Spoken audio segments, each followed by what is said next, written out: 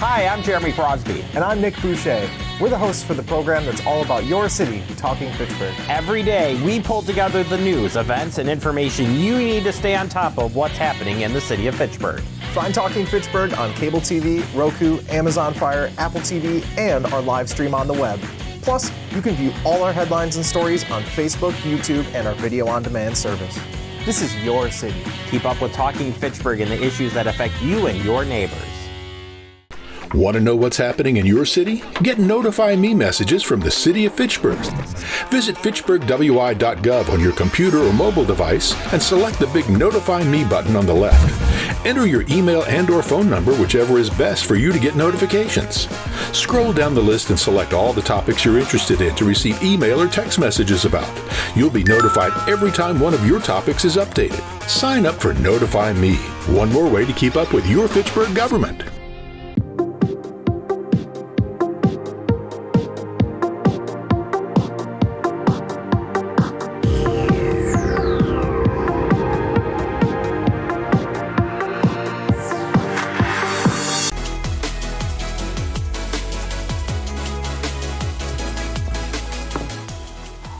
Good evening, everyone, to the Fitchburg Common Council meeting for the October 8, 2024 meeting. So the first thing is to call to the order to the meeting at 7:31 p.m.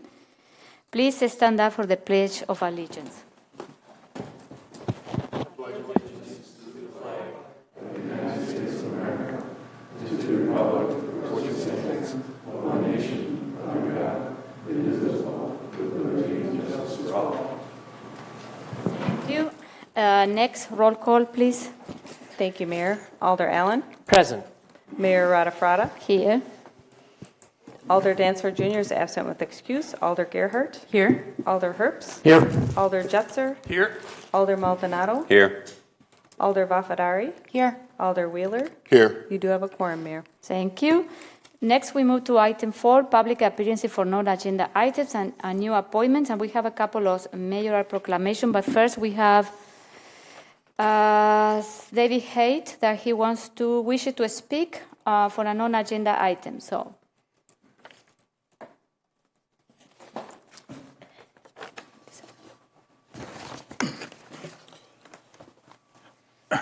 I take this issue of the comprehensive plan extremely seriously because I've traced the development and implementation of the comprehensive plan directly to a lot of the water resources destruction that we've had. I've spent about 100 hours analyzing the law behind this, and I've spoken with experts in the field. And essentially, the city's assertion that the process that exists in the comprehensive plan for amending the comprehensive plan, first of all, doesn't exist as law. Second of all, if it did, it would be unlawful. Now, I will be putting out a document in the next couple of days, but I want to make sure that everybody understands that there's adverse interests at play here. There's the council's interest in having its role in that process maintained, and there's the Plan Commission's interest in maintaining its statutory authority. So the city attorney, according to the ethical laws of the state that are promulgated by the Office of Lawyer Regulation, are not allowed, when there's adverse interests in the city, to advise either party with regard to this issue. That would be a violation of her ethical responsibilities. Now, that has already been violated with regard to how the passage of the medium-high amendment was done. But I want everyone to understand that trying to get an opinion from the city attorney will cause additional problems there. So with regard to this issue, neither the council nor the Plan Commission has attorney representation. That's one of the consequences of doing something when it is likely to be an unlawful act. And I look forward to being able to send out my document to you in the next few days, and I object to the fact that I can't speak to a consent item since I've done that in the past. Thank you. I want to clarify a point. We never allow people to speak on consent agenda items. So. Okay, so next, 3 mayoral proclamation. We will start with the first one is proclaiming October 10, 2024 as a National Walk to a Park Day. Whereas the City of Fitchburg believes that everyone deserves equitable access to green spaces and seeks to ensure all residents have safe and nearby access to parks, and whereas high-quality and accessible parks are anchors of equitable, economically thriving, safe, and vibrant American cities and have the power to transform communities, and whereas Trust for Public Land is a national nonprofit that works to protect land and create parks for people and work with cities and communities to accelerate action to address the park equity divide, and whereas the 10-minute walk program is a national effort by Trust for Public Land that supports cities in their work to reduce the park equity divide and make it possible for all people in U.S. cities to access quality parks and green spaces within a 10-mile walk of their home, and whereas, according to Trust for Public Land Research, parks serving a majority of people of color are, on average, half as large and serve nearly 5 times more people as parks that serve a majority white population, and parks serving primarily low-income households are, on average, 4 times smaller than parks that serve majority of high-income households, and whereas this park equity divide can be partly attributed to past planning, practices, and policy decisions that may not have considered equity fully, along with complex social and historical factors that also play a role in shaping this divide, and whereas the City of Fitchburg, 84% of residents currently live within a 10-minute walk of home, according to Trust for Public Lands data. Fitchburg seeks to improve access to parks, to increase opportunities for all residents to create, play, educate, and enjoy themselves through a variety of programs, activities, and events. so now, therefore, be it resolved that I, Mayor Julia Rata Frata, do hereby endorse the goals of the 10-minute walk program and declare October 10, 2024 to be the National Walk to a Park Day in Fitchburg, Wisconsin, and encourage our residents to walk to a park on October 10. This is proclaimed this October 8th of 2024. So thank you. So this is the idea that on October 10, if everyone can walk to a park, take a selfie and send it to us, it will be great. Okay. So we're going to wait for the picture at the end, okay, like we did last time. So next, this following proclamation is proclaiming October 15, 2024 as a White Cane Safety Day. Whereas on October 6, 1964, the United States Congress designated October 15 of each year as a White Cane Safety Day, and whereas blindness and severe visual impairment affect approximately 109,000 Wisconsin residents, and whereas the majority of these person use travel aids such as white cane or his service animal to get around public streets and sidewalks and places of public accommodation, and whereas these travel aids are universally recognized as symbols representing vision loss, and whereas Wisconsin's white cane law requires that motorists come to a full stop before approaching closer than 10 feet to a pedestrian who is using a white cane or service animal, and whereas greater awareness of the white cane law leads to safer, more attentive driving in general, enhancing the safety of all pedestrians, including children, elders, and people with disabilities, and whereas communities in the City of Fitchburg have the opportunity to implement many proven features to enhance the safety of all pedestrians, including sidewalks, accessible pedestrian signals, and curb ramps. now, therefore, be it resolved that I, Julia Rata Frata, Mayor, along with the Fitchburg Common Council members, do hereby proclaim October 15, 2024 as a White Cane Safety Day on Fitchburg and acknowledge the importance of pedestrian safety year-round. This is proclaimed this October 8, 2024. So we have Jim here, so we're going to take a picture with Jim. and his wife. Jim is also part of the Bike and Pedestrian Commission, and he's also part of the Community Equity Commission as well. So, okay, so let's do that.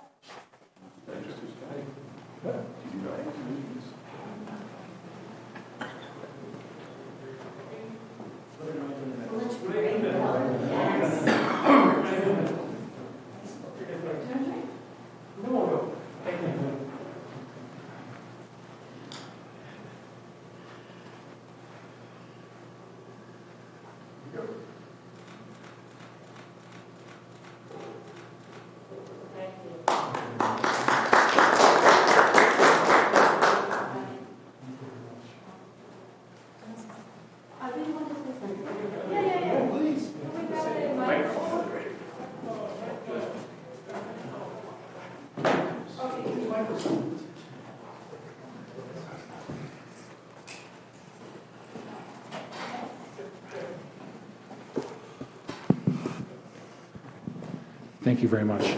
Madam Mayor, members of the Common Council, thank you very much for recognizing this day with a proclamation.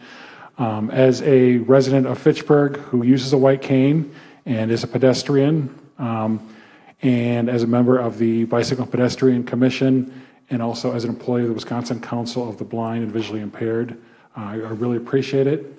Not only is this White Cane Safety Day on the 15th, it's also Pedestrian Safety Month in October. So it's really important to think about pedestrians when we're making decisions here in the Common Council. We've done a lot of things already. We've got some great sidewalks. We've got a couple auto pedestrian signals. But even think about the fact that the statistic is that 1/3 of Wisconsin residents don't drive. And so they are pedestrians all the time. And many others are pedestrians, some of the time. And we do have 110,000 individuals in Wisconsin who are blind and visually impaired. So many of us are pedestrians out there walking with our canes, our service animals. So these accessible pedestrian signals, sidewalks, ways to cross roundabouts safely and efficiently are really important. So I just urge you to think about pedestrians when you're making decisions affecting the city moving forward. So thank you very much. We really appreciate it. Thank you.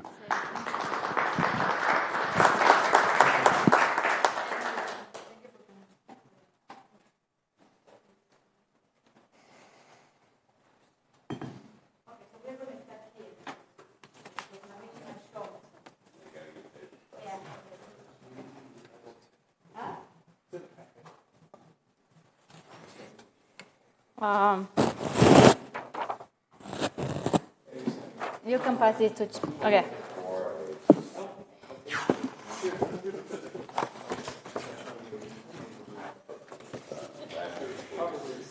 Okay. So the next proclamation is celebrating the 40th anniversary of the Fitchburg Lions Club. Whereas Lions Club International was founded in 1917 by Chicago businessman Melvin Jones to help people to put their talents to work, improving their communities, and whereas the Fitchburg Lions Club was chartered in 1984 to bring the spirit of Lionism through community service to Fitchburg, Wisconsin, and whereas the Fitchburg Lions Club works to further the mission and projects and program of LCI to improve health and well-being, specifically vision screening and diabetes awareness, strengthen our community through humanitarian service, and support those in need through grants that impact lives locally and globally, and encourage peace and international understanding. And whereas the Fitchburg Lions Club has become an integral part of the residents of Fitchburg through numerous donations to important local community organizations like the Badger Prairie Needs Network, the Essential Needs Pantry, Leopold Park Community Garden, and many others that have great impacts to our local area and to statewide Lions causes such as Lions Eye Bank of Wisconsin, Wisconsin Lions Foundation, and the Lions Pride Campaign, which greatly benefits Lions causes across the state. And whereas the Fitchburg Lions Club is very active and visible in Fitchburg by volunteering at numerous community events like the Concerts in the Park in McKee Farms Park, Strawberry Fest and Kids Fest at the Fitchburg Farmers Market, and through community-wide sustainability efforts through participating in the Next Trex Recycling Challenge with recycling plastics to reduce the impact on our environment. And Whereas the Fitchburg Lions Club truly embodies the motto of the Lions Club International, "We serve." Now, therefore, be it resolved that I, Mayor Julia Rata Frata, along with the Fitchburg Common Council, do hereby commend the Fitchburg Lions Club for its 40th anniversary and for its community service efforts and future endeavors in continue to make Fitchburg an even better place to work, live, raise a family, and retire. This is proclaimed this October 8th of 2024. So, and we have members of the Fitchburg Lions Club, and if you want to say something, and then we can do the picture. Well, thank you, Madam Mayor. Sean Paff, 5843 Schuman Drive, Fitchburg. I'm president of the Fitchburg Lions Club, and I'm joined with my colleague and former city council member Roger Tesh, who is the secretary treasurer. We thank you for this. As you know, Fitchburg as a city is 40 years old, and the Lions Club has been a partner on a parallel track with the city for those 40 years.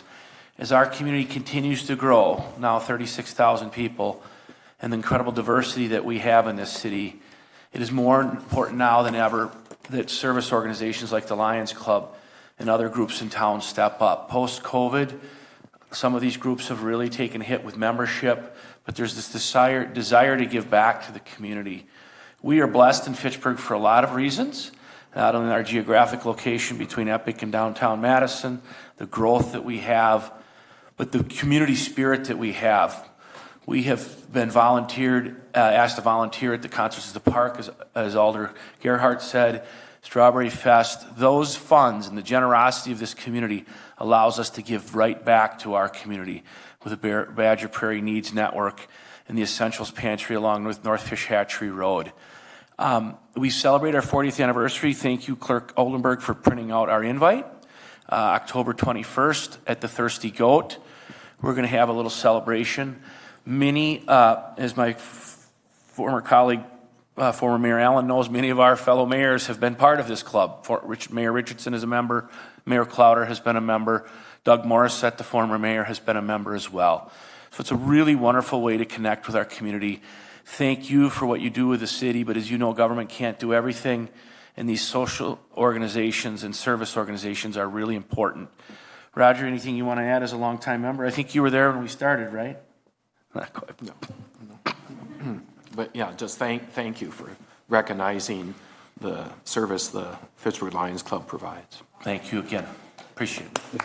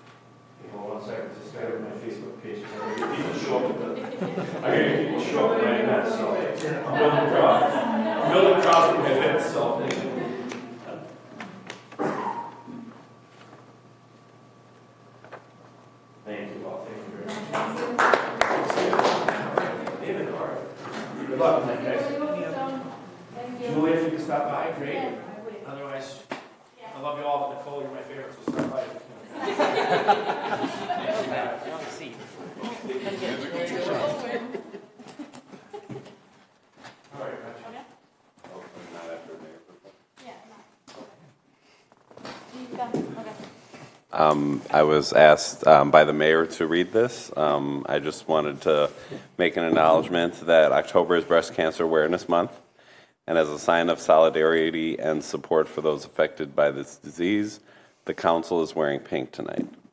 Wearing pink not only raises awareness, but also serves as a visible statement of our commitment to supporting the many individuals and families impacted by breast cancer in our communities.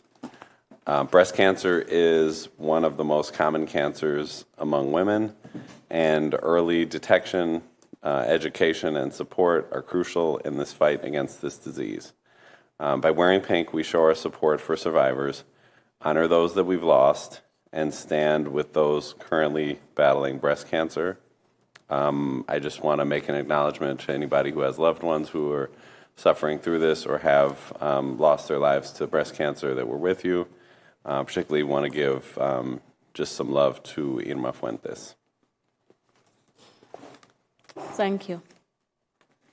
I am wearing pink because of my mom and my mother-in-law that they are battling breast cancer right now. So I don't know if someone else want to mention someone that you want to.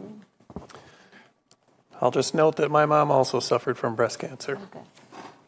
Just a reminder to everyone, if you are a woman over the age of 40, you are due for your mammogram. And if you are a woman above the age of 35 and have a history of breast cancer in your family, you should also speak to your doctor about getting early detected. Thank you. Anyone else? No? Okay. Okay, so next, thank you. So next we are moving to item 4B, is the public hearing on resolution R-179-24, is the mayor's proposed 2025 operating budget. So I want to open the public hearing. We have a couple of registrants that wishes to speak, and we are going to start first with Jerry Kelly. He wishes to speak in support of, I don't know, but you're going to explain what it is, okay? Good evening. Thank you. My name is Jerry Kelly. I've been a resident of Fitchburg for 37 years and counting. I'm also the president of the Fitchburg Senior Center Friends, and we are a support group that addresses the needs of the Fitchburg Senior Center that have not been met or cannot be met in other ways. I'm here to talk about the position of a nutrition specialist, which is not included in the proposed budget, but it really needs to be considered. We've got a person who is temporarily filling that position, and it has been funded by the Friends of the Senior Center on a trial basis. And it's amazing the extent to which she has helped us with the Senior Center's meals program. She coordinates all the activities, the purchasing of equipment, the serving of the meals, and coordination of the staff and volunteers who work there. She coordinates the Meals on Wheels program, making sure everybody gets what they need when they need it, and that sort of thing. And she's demonstrated the value of this position considerably. And as such, we would really like the council to consider how we can work it out that she can continue in her position, and we can continue this position going forward into the future. Thank you. Thank you. So next we have Marsha Griskavich. She's online. Marsha, are you ready? Yes, I am. Thank you. My name is Marsha Griskavich. I reside at 5867 Woods Edge Road, and I've lived here for over 32 years. I'm going to agree with what Jerry said. I believe that we have learned that in the last 6 months that the Friends have been supporting this position for a nutrition site manager. That's not exactly her title. That we need a permanent position for this person. And in addition to the many things that she is good at, she's just good at being there. And we don't often get that with new employees. Excuse me while I try to focus on myself. By not allowing this position to become a permanent position, we take a chance in losing her and struggling to find another able person like her. And having worked in low-paying positions myself over the years, I know that not having any sick time, vacation time, personal time, that other benefits that are available for full and less than full-time employees, that we take a chance of losing a very good employee. And one of the things I think Fitchburg is known for in many departments, or at least the senior center, is that longtime employees are wonderful. That's all. Thanks. Thank you, Marcia. Okay, so I don't think that we have anyone else. So I want to close the public hearing for the mayor's proposed 2025 operating budget. So next, we are moving to the consent agenda. So moved. Second. Any question, comments about the consent agenda? Okay, all those in favor of the consent agenda say aye. Aye. Any opposed? The motion carries. So next we move to the administrator report. Oh, now we have Adam is here with us. I am here again. Again. Good evening, everybody. I have a few announcements tonight. The first announcement is on this Thursday, October 10th at 7 p.m. We are having our annual Fitch-Rona EMS meeting. That'll be held here in the council chambers, so if you have time, I would encourage you to attend that meeting. It is the annual meeting with kind of all the jurisdictions that are involved with Fitch-Rona, so once again, if you have time, I would encourage you to attend that. This Saturday, October 12th, from 10 a.m. to 2 p.m. is the fire department open house. That'll be held at Fire Station number 2. We have a lot of fun activities for kids, learn about fire prevention, fire safety. If you have time, I would encourage you to check that out. The weather is supposed to be fantastic, so I would encourage you to swing on by for, anytime between 10 and 2. In-person absentee voting begins on Tuesday, October 22nd. So we've been posting that online, but I would encourage anyone that can start voting in person absentee on that date here at City Hall. We have our suggested trick-or-treat hours. That'll be from 4 to 7 p.m. on Halloween. So if you haven't gotten candy, buy your candy. If you don't have your costume, you just got time to get your costume, so check it out. But otherwise, 4 to 7 p.m. on Halloween will be the suggested trick-or-treat hours. And then lastly, I did send out an email on Friday about one-on-one interviews with a communication consultant. If you have not scheduled those, I would encourage you to schedule that as soon as you can, because those time slots will fill up, and then you'll have to reach out to Brian Lee directly and ask him for a different time. And I'd be happy to answer any questions on those items. For the communications consultant, it was just the 3 days that were available. So if we need another day, Yeah, just ask them. Okay, Yeah. thank you. Can you update something about the referendum, where we are with the mailers? Yep. Okay. Anything else before I talk about the good. referendum? Oh, okay. Can you just repeat the fire department open house? That's this Saturday? This Saturday, October 12th, from 10 a.m. to 2 p.m. at Fire Station number 2. Thank you. Any other question for Adams regarding these topics? No? Okay. Referendum? Yeah. So referendum, I sent out a recap last Friday on that. I'm happy to go over that recap if you'd like. I'll skip that for now and just kind of stick to kind of what is coming up this week. We do have our next informational session, which is tomorrow. It's a lunch hour one. It's at noon. So if you have time, I would encourage you to check that out. We'll also have our next in-person one on October 17th.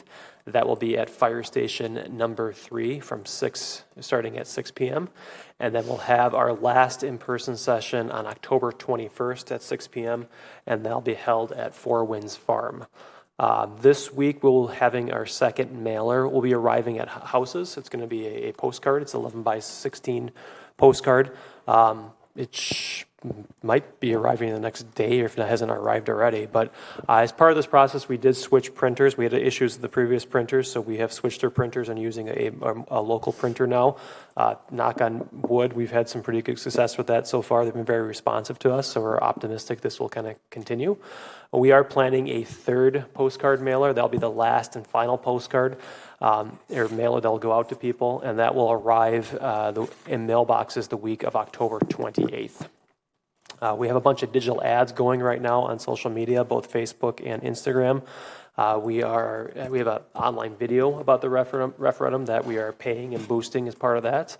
And then we're also boosting our informational sessions as well as those come up. We're paying that to kind of pop up on people's feeds, so it's very apparent. Fitchburg Star will have an advertisement in the October 11th Star. It'll be a half-page color ad that will be in there as well too. So that will be coming here in the next week, or end of this week, I guess. So I guess those are my updates. I'm happy to answer any questions, or I can keep talking, but I guess I prefer to answer any questions you have or any comments.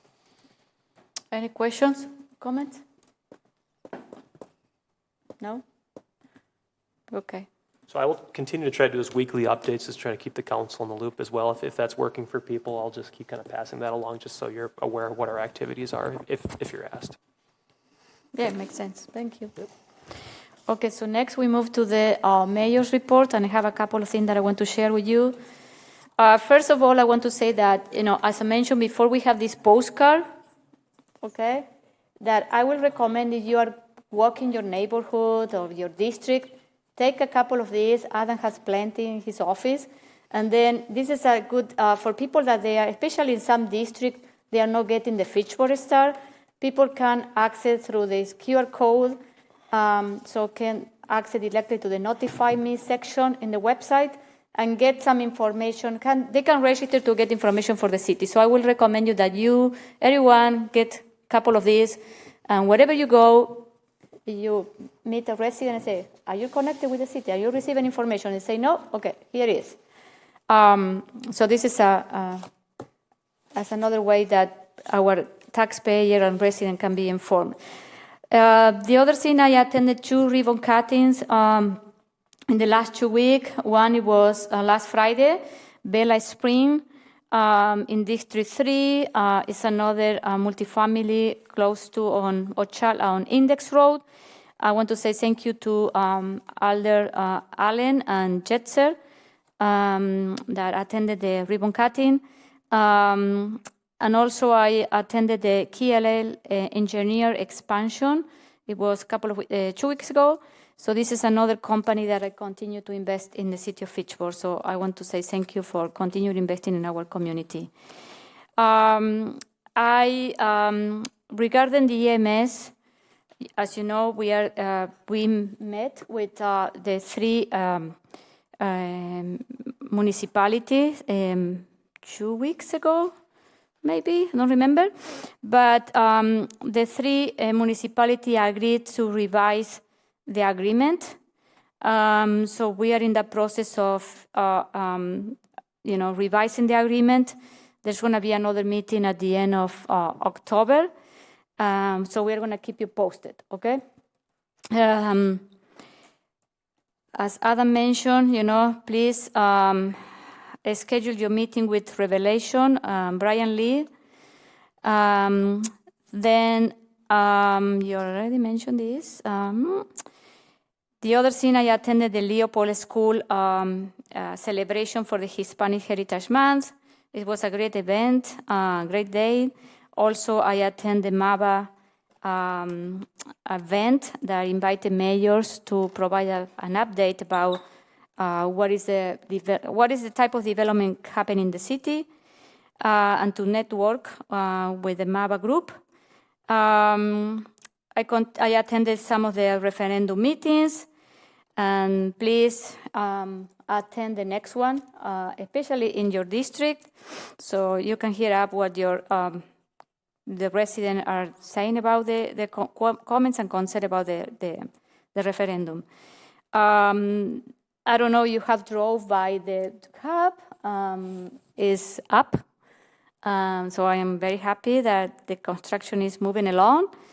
The other thing is I presented the budget to the Finance Committee meeting last week, and I attended the Fire Department annual ceremony. It was great. So I hope in the future you attend the ceremony. It's a great networking, get to know the parents of especially the young firefighter. So it was a great event. And also, lastly, I want to announce that I am a new board member of the League of Wisconsin Municipality. So I was appointed. I will be officially appointed in the October 23rd meeting. The League of Municipalities are having the annual conference in Middleton. It's like 3 days event, and some of the city staff are attending. I will attend the first day, but I I would say this is great for us, for the city of Fitchburg to be at the table of that board. Okay, that's it for me. Any question for me? No? Okay, so next we move to item 8 is report for commissions and committee report, and we will start with Plan Commission. I'll start with the items. Let me just pull up the exact wording. I'll move approval of Resolution R-17224, approving final plat request FP 256524 by Jeff Hundley, agent for Wingwer Real Estate LLC, to approve a final plat in order to subdivide one existing parcel into 10 new parcels, including six buildable parcels in the Jamestown Quarry neighborhood on property located off Fitchrona Road. And this was postponed from the September 25th meeting. Second. And this Plan Commission passed this. Okay, so we have Chris Downsall. Do you want to speak, Chris?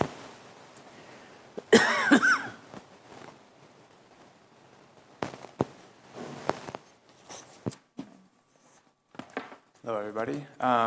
Chris Dawson with JSD. I'm here on behalf of the development team. This has been an ongoing effort for a while now, and you'll still be seeing us a few more times.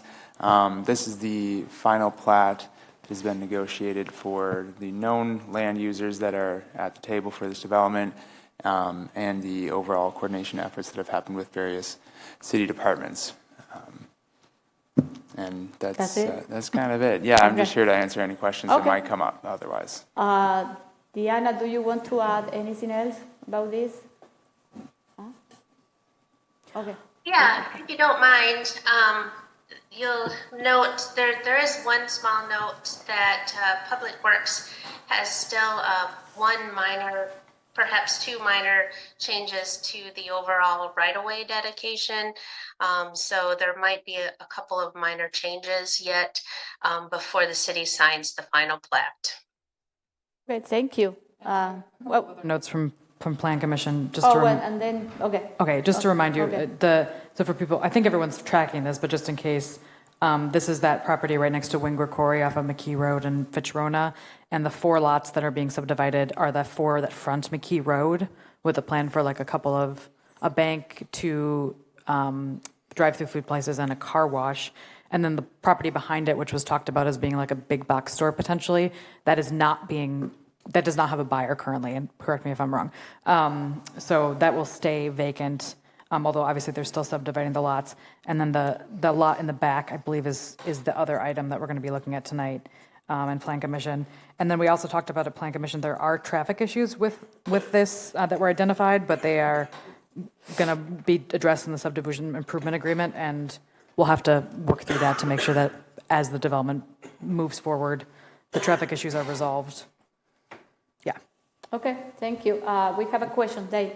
Not really a question, Madam Mayor. The Board of Public Works tabled this or postponed it to our next meeting on the 21st to get those final details worked out.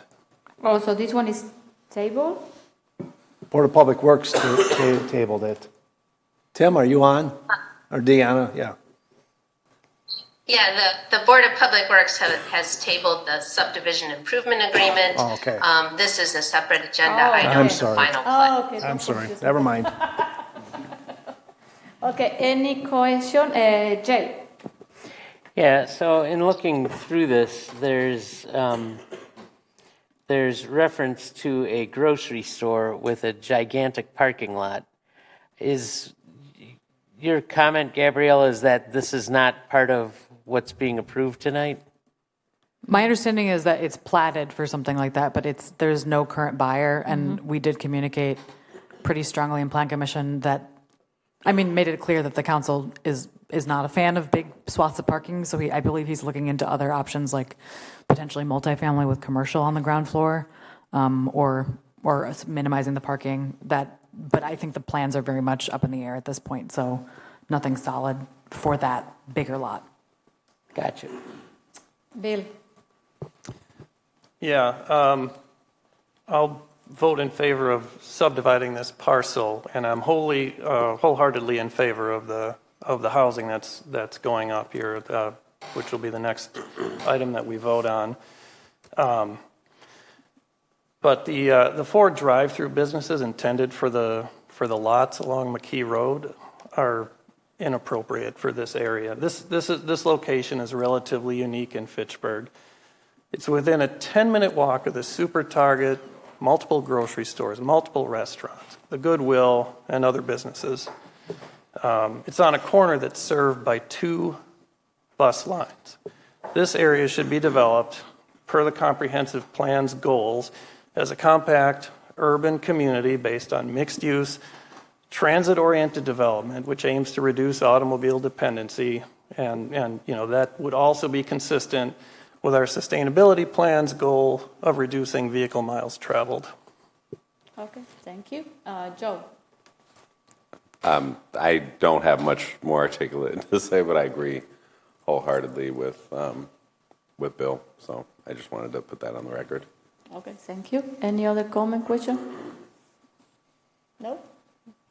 Just one quick comment that I'll talk about this in my Alder report too, but that sidewalk that does not exist in front of McKee off of Fitzrona, there is a bus stop there, and there's no sidewalk. Oh, really?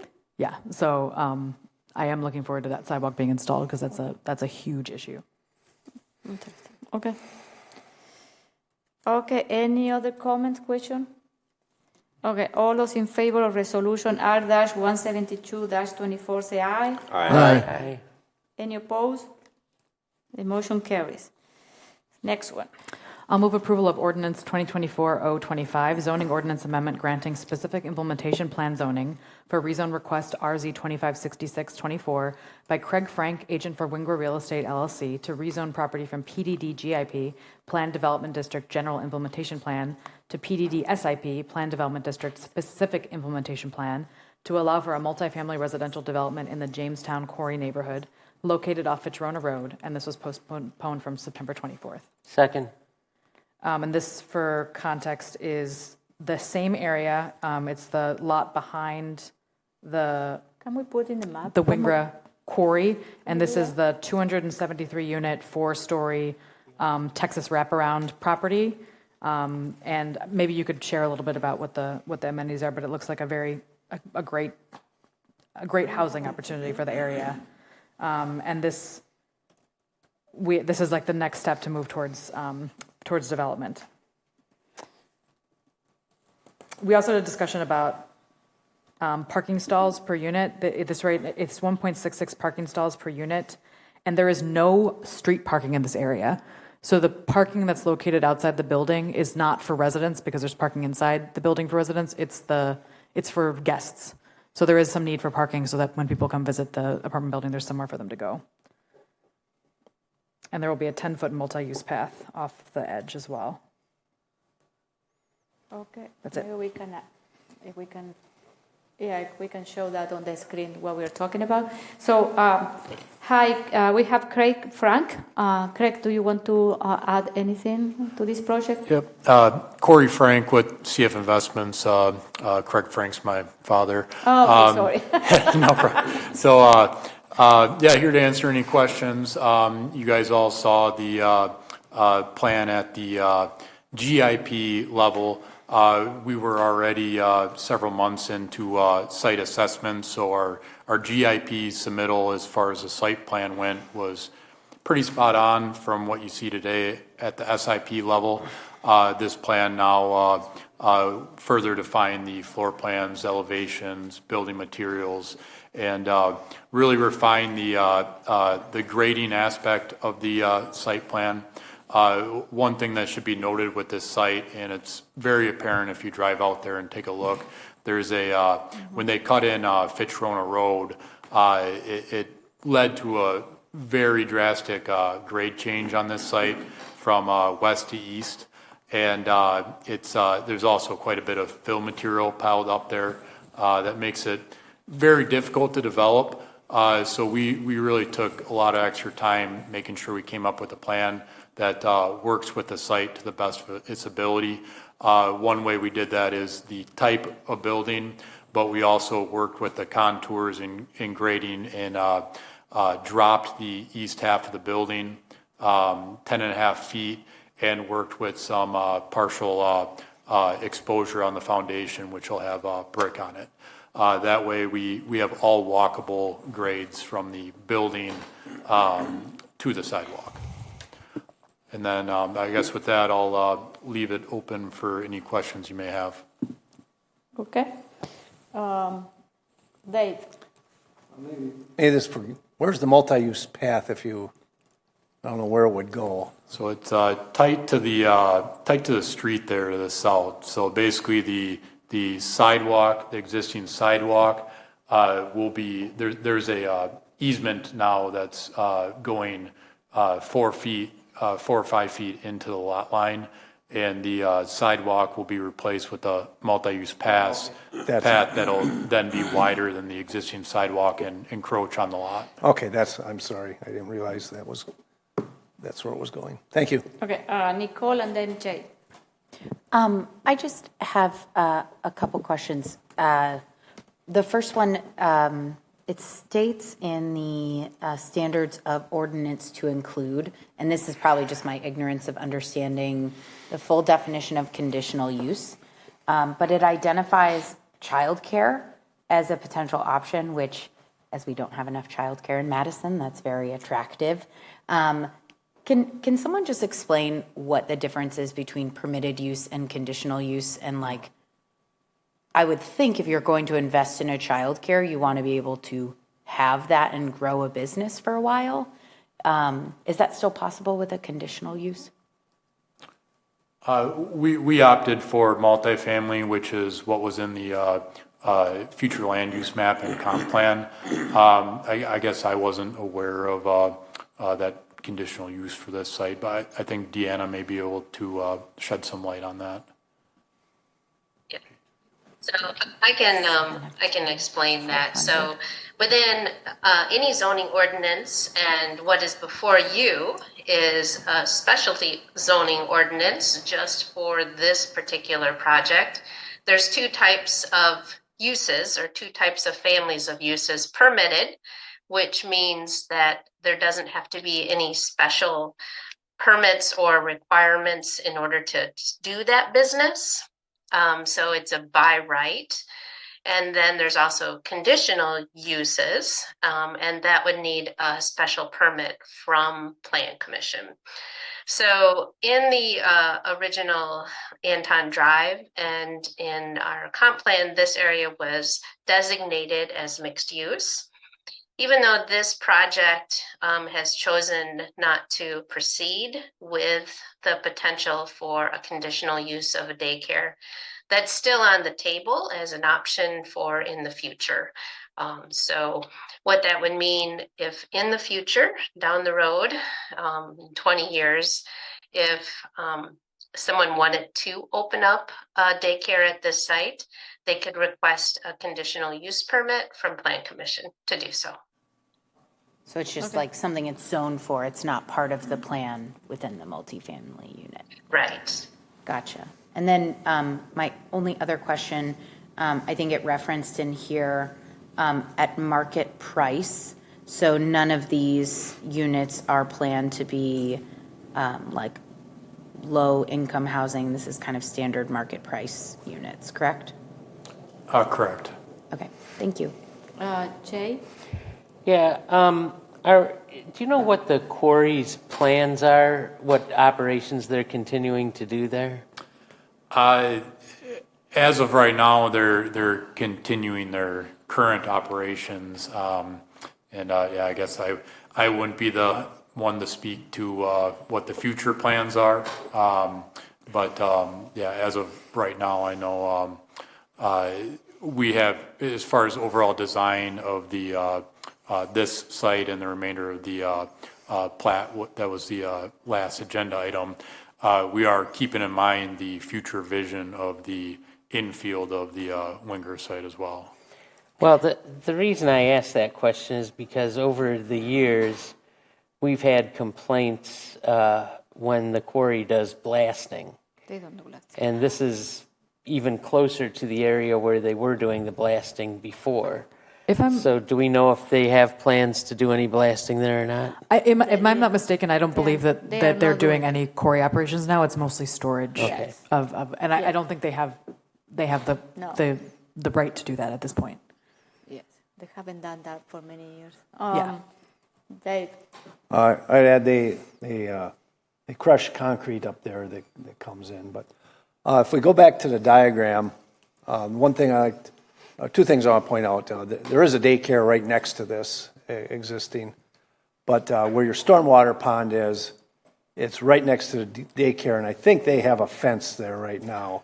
Yeah, And so I think you're probably cognizant of that. You could probably see it Yeah. zooming in on this plan, but some other pages show it a little more clearly. Okay. So we have a fence to the north and west to give a buffer and plantings to give a buffer to the neighboring properties, and then to the east, and then continuing around the retention pond, you'll see a additional fence.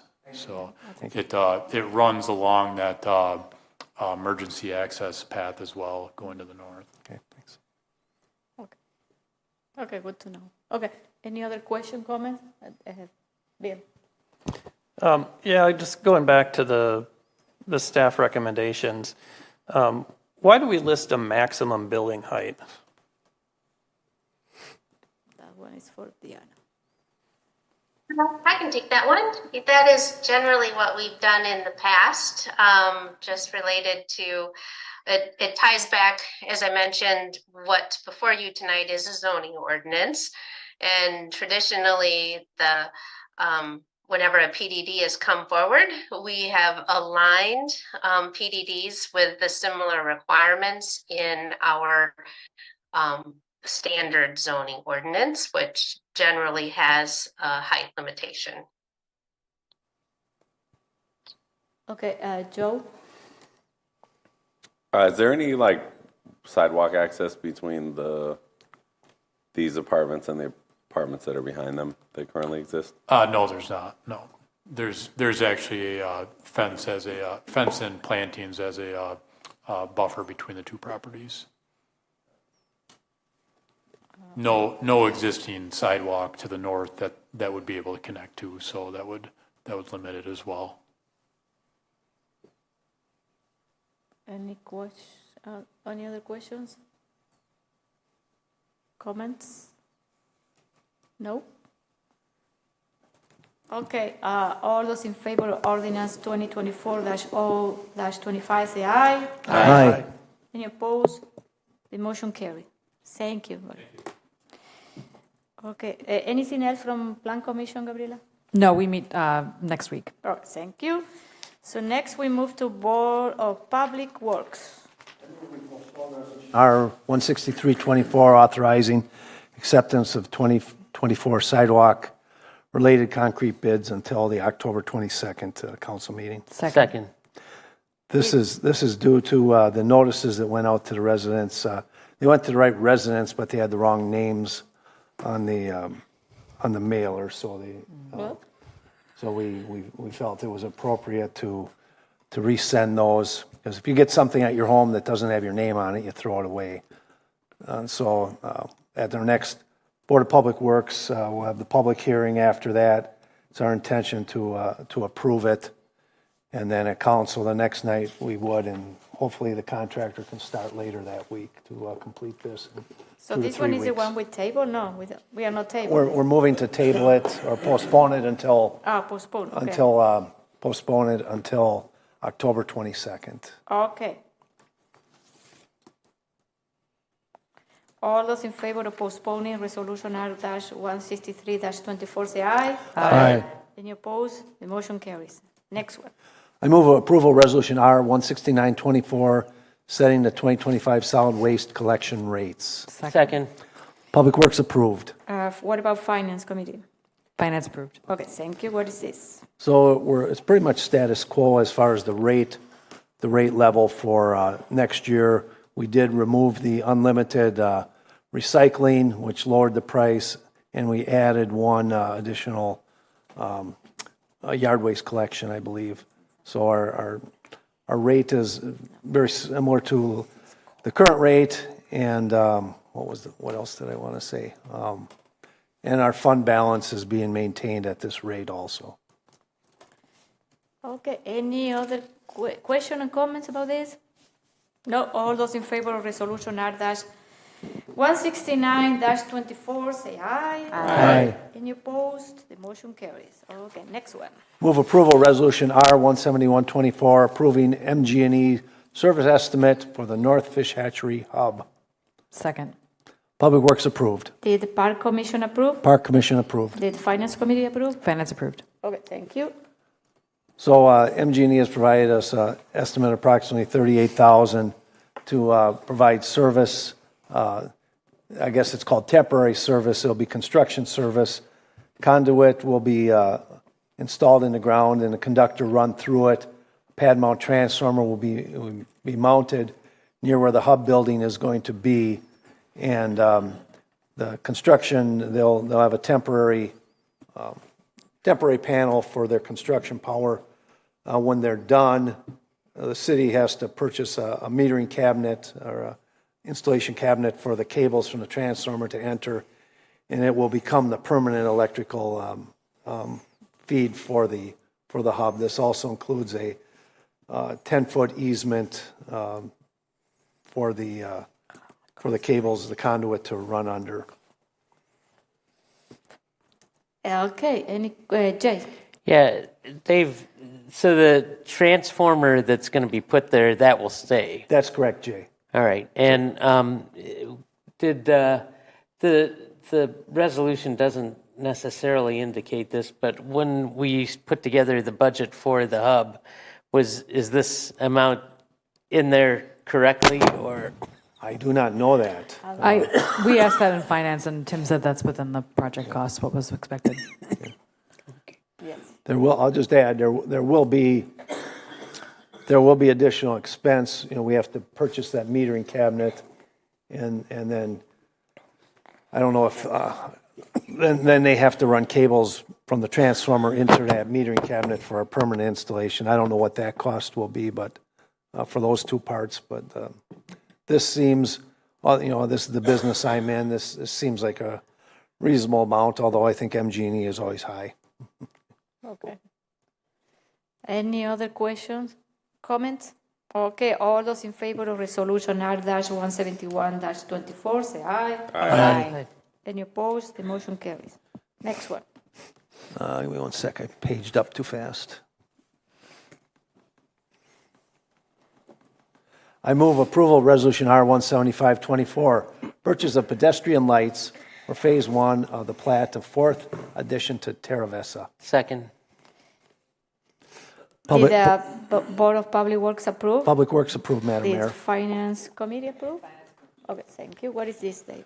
So again, part of this is Deanna can correct me, or maybe she's left the smart grid, smart code, tier 5 and 4, having to pass with lights on is part of that, and so the city is purchasing the lights so that we have the warranty, and then we're selling them, or they're being bought from us by the developer. They will do the installation, as Bill mentioned asked at Board of Public Works. This is sole sourced, and Tim explained we're getting the same exact lights and fixtures that we had in the previous phases, so it all matches. So we never really like sole sourcing, but in this case we believe it makes sense, and the cost is in line with what we expect this. Tim, do you want to add anything? Just that the reason we're doing this just to keep the lifetime warranty for the life of the light. Jay has a question. Yeah, are these zero cutoff fixtures? I do not know. I'm looking at Tim. I'm guessing they are. What's a zero cutoff? Say that again, fixture? zero cutoff? Yeah. What is that? What does that mean? Full cutoff, Yeah, what is that? dark sky compliant. dark Dark sky compliant, yeah. Why do you use that term? They are not dark sky compliant. So how these flow fixtures are is the plate of the LED light faces downward, so the light shines down towards the ground. On the side that the house faces, there's a shield that kind of protects the light from shining at the house. At the intersections is the only location where the lights shine in all directions, and that's only, I believe, for phase 4 there's only 2 or 3 lights that do that. So out of the 33 lights that were purchased, 3 do not have a shield and 30 do have that shield. Why are we not buying dark sky compliant fixtures? So when this was originally decided upon to go with this light, it was like 5 to 6 years ago, is from what I was told. It was decided by a committee, and dark sky compliant was not a topic of discussion at that time. So to keep the same light throughout that neighborhood, that's the reason we're going with these lights. So we made a bad decision in the past, and that means we have to keep making a bad decision. I don't think dark sky compliant was a thing 5 to 6 years ago. It was a thing when I was mayor, and we used to have an ordinance that required all city-owned light fixtures to be zero cutoff fixtures. That got changed somewhere along the way. I don't know when. Well, it's coming back. There's an ordinance coming back. Okay? Well, I mean, before we go and invest thousands of dollars in these, I think we should get the right kind of fixtures spec'd. Do we know how much the price difference is between the dark sky compliant and the non-dark sky? I don't believe we looked at that number. Like I said, we purchased the same thing, so we could be consistent throughout this this subdivision is where we were looking for consistency. But yeah, they do look good. Well, I'm sure they look great, but this is $122,000 that we're proposing to spend on something that doesn't really meet the type of requirements that I think we want as a city moving forward. I had previously complained about the lights that had been installed along Central Park Place that are just big globes out in the middle of out on the end of a pole. So I would prefer us not to keep doing things like this.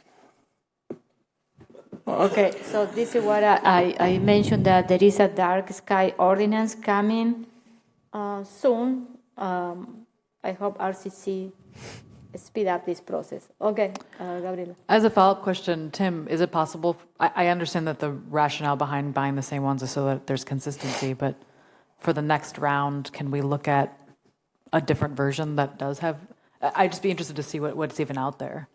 Who would do that research? Would that be the developer? Would that be us? We can have that conversation with the developer. The developer is paying for these lights. The city's purchasing them. However, we're invoicing them immediately after receiving them, and the developer will be installing them. The reason we're just purchasing them is to keep that lifetime warranty, because the purchaser gets the warranty. The developer's reimbursing us the $121,000 for these lights. So yeah, there's one phase left in Terra Vesa, which is the 5th edition. So if a different light were to be chosen, it'd be one out of the 5 phases of this subdivision would have a different light fixture and pole. But why they cannot buy this dark sky light right now? They had to invest. I don't think that is a difference of cost. It's because they need to show the same style that is in the rest of the neighborhood. Correct. It's a consistent style of fixture and light pole throughout that neighborhood. But so with that concept, when we do phase 5, we will need to continue doing this. Because, you know. You can, different lights can be chosen. It's just going to not be consistent throughout the entire neighborhood. You're going to have different poles and fixtures. The city's going to have to keep spare poles and fixtures on our shelves in our facility too to put them up. And, you know, the maintenance staff is also going to have to learn how to repair different poles and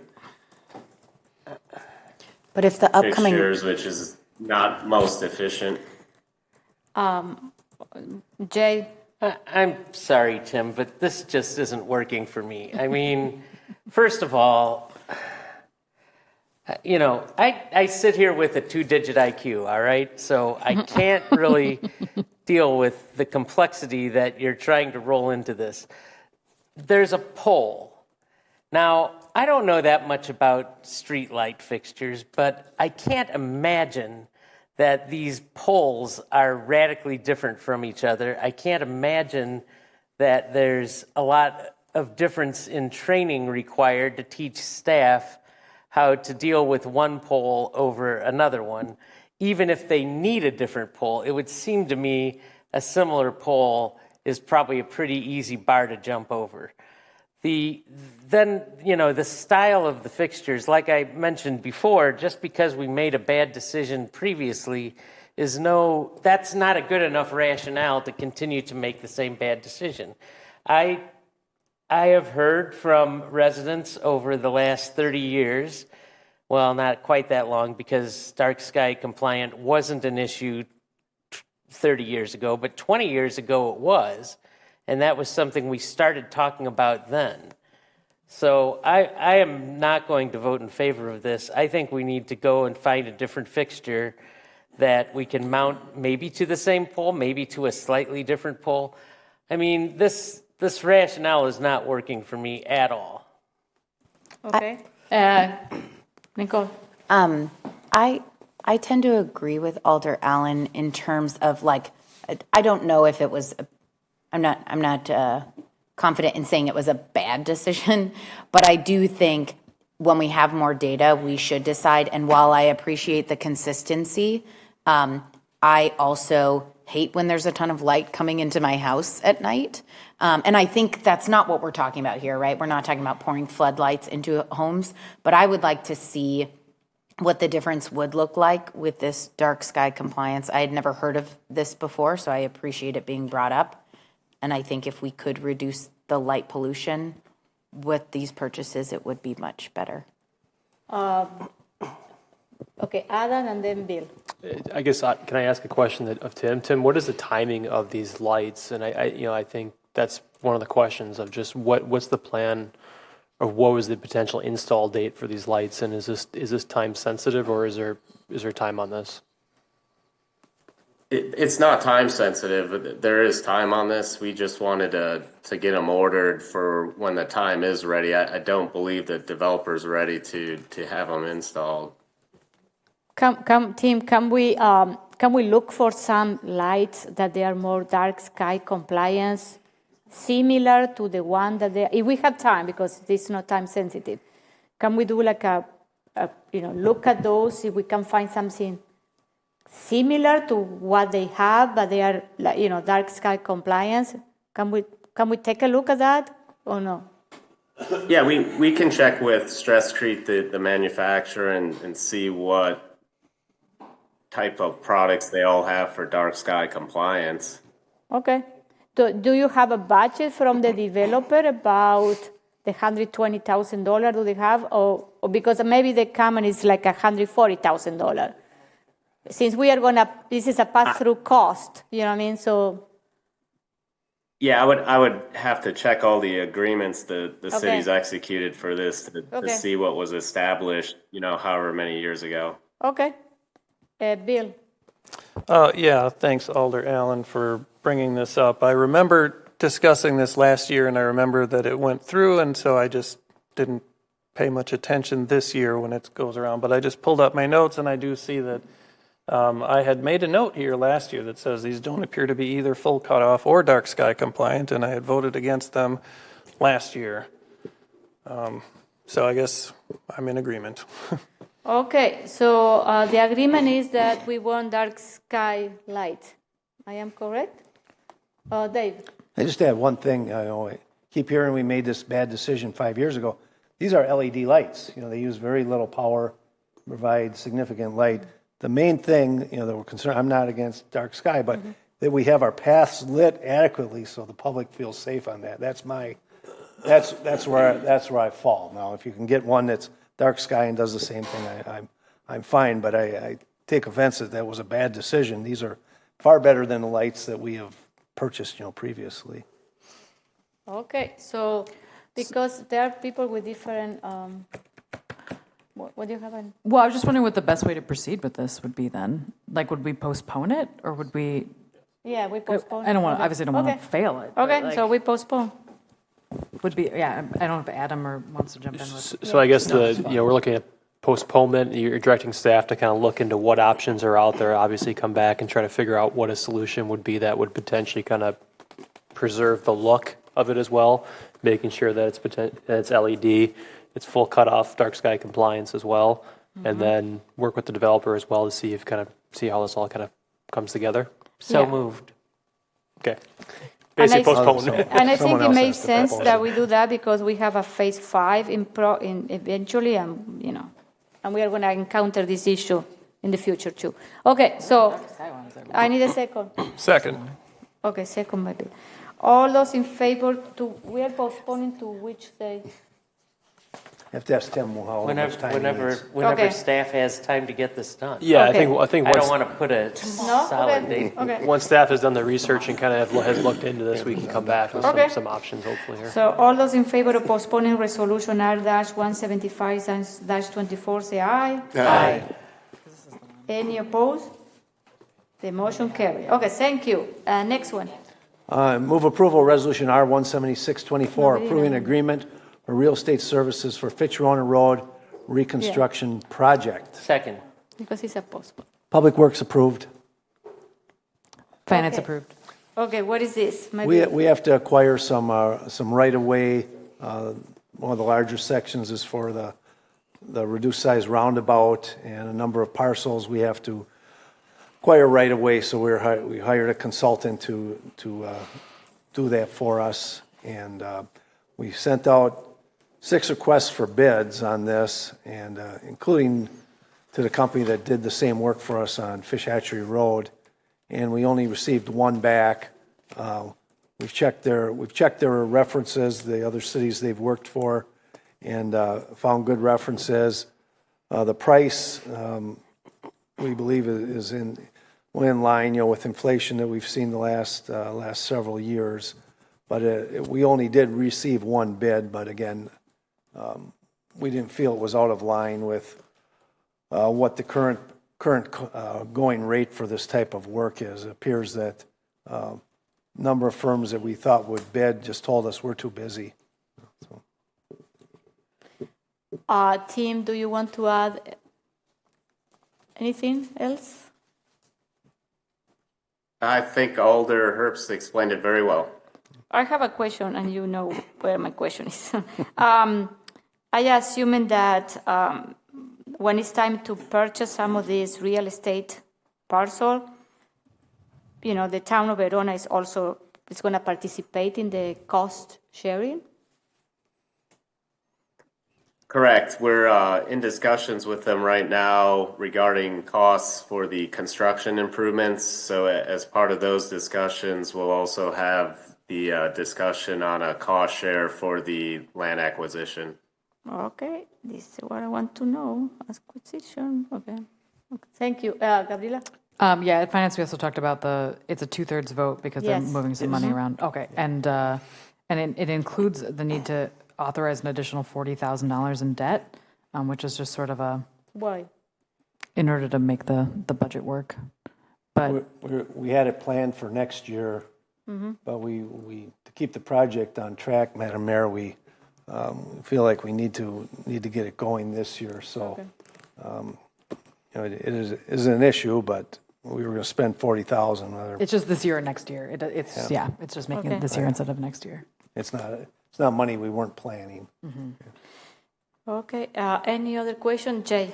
Yeah, Dave, you had mentioned a reduced sized roundabout. And as I'm looking through the maps of this project, I don't see where that's going to be located. Tim, I'll let you, it wasn't in the original, I don't think we originally had planned it, but I'll let Tim speak to that. What is that? The roundabout's going to be located at the Lacey Road, Fitchburg Road intersection. Okay. See.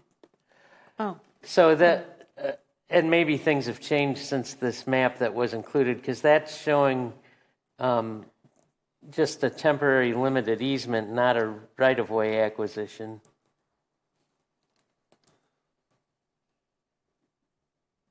What page are you looking at? Well, I'm looking at, I don't know what page this is.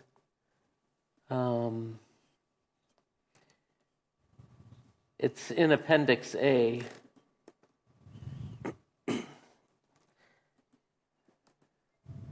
It looks like it's probably the fourth page of Appendix A. It's like starting 455-ish then. So like maybe 459.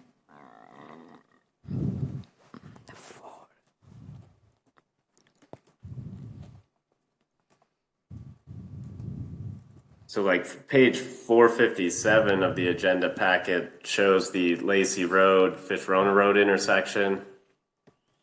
So the property acquisition would be the circles that are circle 7, 8, and 9, which is on the west side of Fitchburg Road. Right. And then you'll also see kind of circle number 14, which is the northeast corner of that intersection, Lacey Road and Fitchburg. There's some acquisition there. And then on the southeast, it just looked like the chunk that's on the that would be north, south, east, west. On the east side of Fitchburg Road, it looks like that is indicated as temporary limited easement for slopes. Yes, that's correct. So there's, as part of this acquisition, there's 3 types. There's a fee. That's where we acquire the land. Right. There's a PLE, which is permanent limited easement, and then the TLE, which is a temporary limited easement. Right.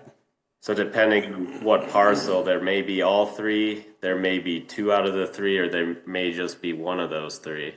Oh, I see. So this is going to require some additional engineering. Appendix B kind of summarizes each parcel and what acquisition type we're acquiring from them. I see. All right. Okay. Any other question? This is a 2/3 vote, so we are doing roll call.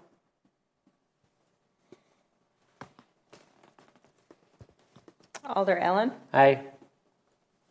Alder Gerhardt. Aye. Alder Herbst. Aye. Alder Jetzer. Aye. Alder Maldonado.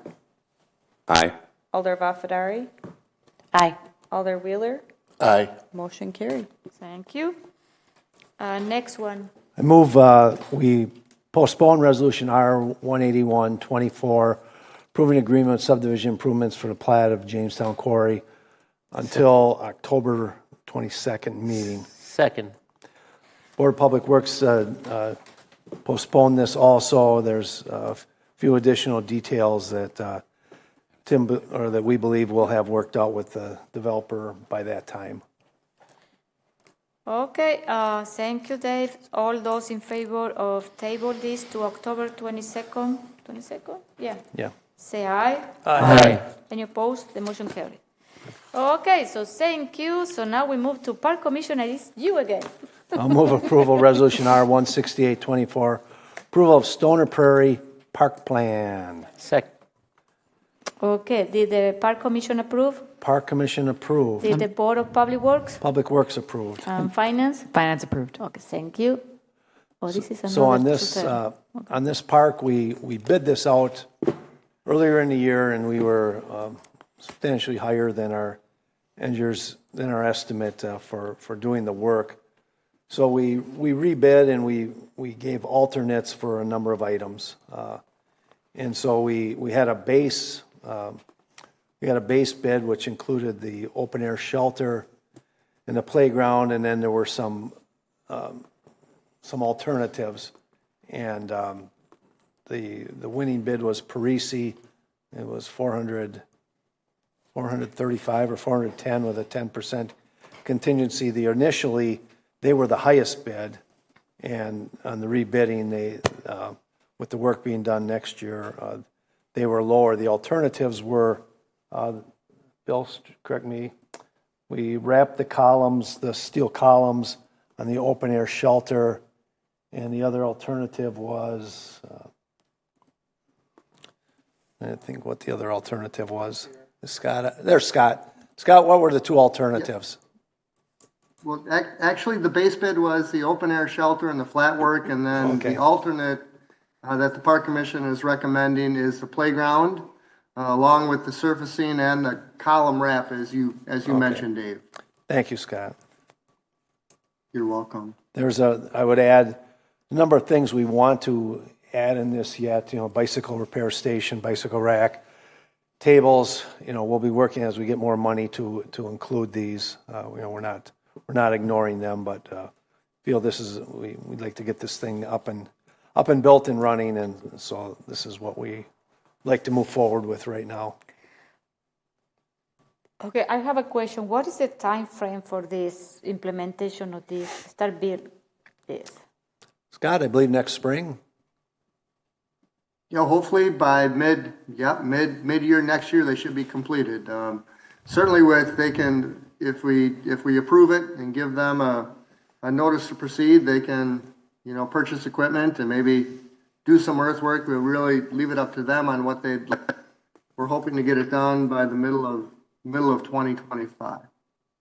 Okay, I have another question. Is about the priority of park, because we have a couple of other park, that they are under construction or not even started, that they were, like I'm going to give you an example, Southdale. Southdale Park is a park that we promised the residents of Southdale to, there is a plan, there is the money there. And my question is, how we are going to prioritize the parks? Which one we are going to build first and finish? Start the other one and finish, because we have a couple of things that they are still in progress. And my concern is that I don't have anything against this park. I think because this concept started when I was in Park Commission, like 2 years ago, maybe 3. The idea is that, we are saying, okay, we are going to start with the design next year and then build in 25, okay? So what about the other parks that are in the pipeline? You know what I mean? Okay, can you? I was there with our chairman, Parks chairman, Sunday afternoon, walking, looking it over, and we have a consultant scheduled to. They'll be presenting some plans to our. Which one? Was it Scott? EOR. Oh, okay. EOR. They'll be presenting some proposal plans for the Parks Commission to review here shortly. I'm not sure if it's the next meeting, but rest assured, we're moving ahead on that too. We're not. I don't know. Okay. If I might, Mayor, just yes. We do have actually a handful of projects that are going to be generally on that same timeline. Certainly, we're at different stages of each of those projects. We've got the Tower Hill Park shelter renovation, which is on the same timeline. The siding at McKee Farms Park, the pickleball expansion at McGaw Park, as Dave mentioned, Southdale, and now Stoner Prairie. Stoner Prairie is a little bit ahead in that. We've gotten the bids and we're looking to award the project, but those 5 projects are generally going to be award them hopefully in 2024 and get them built in 2025. My understanding was that the Tower Hill was supposed to be built in the fall of this year, the pickleball too. So this is what the question is like. What I can see is a continued delaying or we decided that we are going to do it in this fall, and then this fall is going to be the fall of 25 now. You know what I mean? So this is what I want to be sure that we have a priority and make sure that, if we say that we are going to do something in one specific period of time, we try to do it, because otherwise then you have all these parks now, Scott, that you have many projects on the pipeline right now, you know what I mean? So that one is my only concern, how to manage all these projects with the limited staff capacity and all of that. So that one is my concern. Well, and I think, and to that point, Mayor, there's review of the engineering design that needs to be accomplished as part of that process. And as you know, the engineering department, they've got a lot of projects. And actually, I would mention that we are finding certainly the idea of designing it, building it, bidding it all in the same year is a tough ask. And I think the Stoner Prairie Park project is an example of, we bid it in May hoping to get it done, and we rebid it, and it's $100,000 less than it was when we bid it originally. So I think there's a benefit to the cost of the project if we bid them at the end of one year, and then the contractors are looking to put together the calendar for the next year. So those projects, an example of Stoner Prairie, I guess I would say is more appealing to the contractor for the bidding of the project. So, but I certainly they're all high priority. They're all on the list, and and we'll get them all done if all goes well in 2020. Along with the hub, that's also the hub, and then we have the design for the kids crossing too. So this is what okay, Jay. Yep, we got stuff. Thank you, Scott. Yeah, Scott will attest that I have been writing him about the Southdale Park because we did make some promises to those residents. And while the basketball court has been pretty actively used and we got a new sign up, the residents are still waiting over there. And so I am not happy about it at all. But I don't know what else we can do because, there's only so much staff time to go around. So we have gotten some good things done this year, and I hope that these, especially the Southdale Park is going to be a priority next year. Nicole? I think to kind of add to the idea that, making sure we're not starting too many projects before we kind of finish them, although you kind of want parallel tracks. I think the other thing I'm just interested in is not so much this past summer, but I have played many a Frisbee game on these fields. And these fields, it's kind of like a running joke at MUFA that you're probably going to break your ankle on them. I think I called Alder Maldonado a couple years ago asking him how to figure out who to talk to with like the gopher holes in these fields. So I just want to make sure I've personally hurt myself on them multiple times. I want to make sure we're figuring out how to maintain those fields properly as well. Because I know MUFA, for example, pays fees to use our fields. Again, it's nice to take my family there and be able to play Frisbee games there. But again, I've hurt myself on those fields multiple times. And oftentimes we have to play Frisbee by throwing Frisbees over the holes so people can see the discs while they're running. And it makes it a spot where you don't really want the draw to be Stoner Prairie. I have a question, Scott. Are we planning to also in this project to fix that issue or is part of the project or no? Well, and as you all know, with gophers, you can fill the hole one day and the next day they're back there. It is an ongoing issue that we could certainly partner up with MUFA to see if they couldn't assist us. And like I say, they would need to be constantly filled. you know, I agree that it is an issue, and we should try to, you know, try to deal with it. Okay, any other Maybe a comment? couple of raptor poles is what we need out there to get some hawks out there and What is that? kind of take care of stuff. Hawks. What? What is it for? I don't follow. I don't know what you're talking about. So we have the motion, a motion before the council, Okay, Mayor. all those in favor of resolution R-168-24, say aye. Aye. Any opposed? The motion carries. Thank you. So next one. Next, move approval, Resolution R-177-24, amending the 2024 general fund budget for Parks LTE hours. Parks approved. Finance approved. We had a permanent Parks employee retire or leave, and we've used an LTE to fill those hours. Point of order. Go ahead, Mayor. Yes.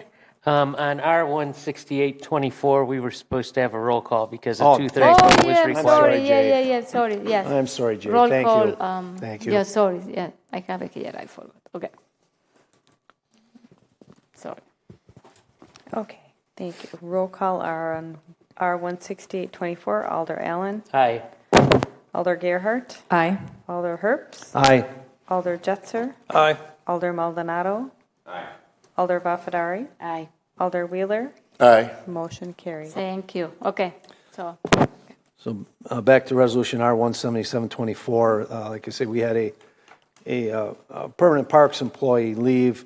Those duties have been able to be filled by LTE, but it was a budget with the person leaving. You had to pay out vacation and things like that for the person that was leaving. And at the same time, we had the LTE, working, doing that function. So it requires a budget transfer. okay. So any question? Nicole? Just a comment that with how much we just gave feedback on how much work our parks take, I appreciate this being brought to make sure that we're having the proper staff, because it's not lost on council how much work is involved in all of those things that we just talked about to you, Scott. So I appreciate this. Okay, all those in favor of resolution R-177-24, say aye. Aye. Any opposed? The motion carries. Okay, thank you, Dave. Thank you, Scott. So next we move to library board. No report. Commission of Aging Well. Oh, Donald is not here. Resource Conservation Commission. We meet next Monday, October 14th. Thank you. Transportation and Transit Commission. We meet this Thursday, October 10th. Oh, thank you. Community and Economic Development Authority. We had our meeting canceled. Okay. Agricultural and Rural Affairs Committee. We have not met. Bicycle and Pedestrian Commission. We met last Tuesday. The meeting went pretty quickly, and then we adjourned, and we actually had a separate meeting to go through the old bike and pedestrian plan to continue to give thoughts and feedback that would go towards the consultant. Also, wanted to share something. I'll email it to the council. One of our members, Andy Potts, works for the state government, and he notified the Bike and Pedestrian Committee of the Governor's Bicycle and Coordinating Council and WISDOT, who are updating their active transportation plan. So I'll send it to the council just for your information. There's a lot of alignment with kind of the work that we're trying to do around our bike and walking infrastructure. Thank you. EMS. Just another reminder, the meeting, October 10th, the annual EMS meeting at 7 o'clock. And it's going to be here. Here. Thank you. Healthy Neighborhood Committee. We had a meeting last week, and one of the things that we're working on is we are working on 2 surveys, one of them to go to the organizations that have received funding to ask them about how their process in the city of Fitchburg was. We've done this before, but we're asking more questions than we used to. So we're trying to get some more detailed information about from them about how they feel we can improve the process. We also have another survey that's going to go to residents in the healthy neighborhoods that is going to ask them if they've received services, how do they feel service provision is going, are they even aware of these programs that we do? So hopefully we will get some good information. There was a very preliminary survey that was put together by staff, and we felt that it needed some improvement, so we're working on some more things to make it better. But you know, the problem is when you're talking to residents about stuff like this, they don't know all of the city bureaucracy that's involved with making these programs happen. So we need to be able to provide to them some information within the survey, but not have, you know, a 3,000-word essay that brings them up to speed on all the stuff we've been doing. So it's still a work in progress, and I'll send it off to the council once we get done with it. I have a question. So how you're gonna, do you talk about how they're gonna send the survey? It's gonna be a paper survey, online? It's gonna be also translated to Spanish? Oh, we are gonna translate it into Spanish for sure. Okay. How it gets distributed is another question, because I know we probably don't have a lot of money in the budget for mailing yet another thing. We definitely will have an online component and a paper component, and we talked about trying to partner with some of the organizations that are already doing work that are kind of permanent fixtures in these neighborhoods, like JFF and other organizations that have staff who are in the neighborhoods all the time.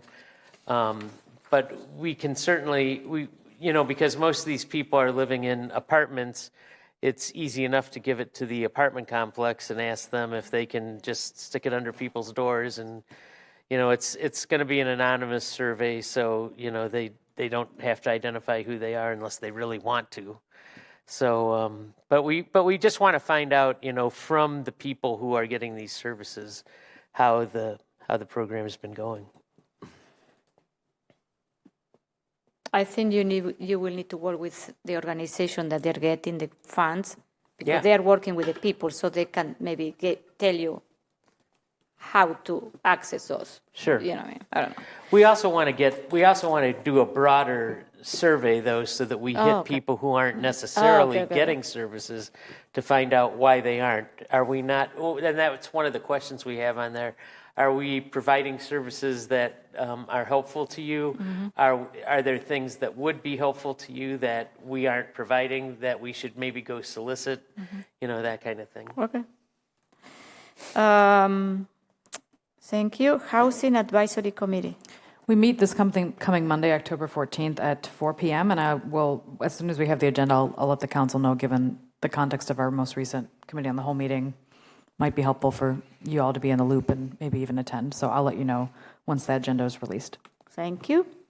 Landmark Preservation Commission. We have no report. Tree Advisory Committee. We meet on Thursday at 4 p.m. Thank you. Community and Equity Committee. Okay, ma'am, he's not here. Report from other commission. Jim, the police facility. If you check your email, Chad sent out an update on the police service community facility. Sorry. Yeah, and I have a monthly meeting also that I receive update, and today was one of those meetings. They told me that there's going to be the pre-application is coming to Plan Commission in November, and then it's going to go to RCC for all the sustainability feature. They're going to put together the list, and it's going to I think in November too. So that one are coming, and then it's moving along. And then the idea is to finalize the schematic design and all the engineer part by summer next year, and then send the bids in September 25.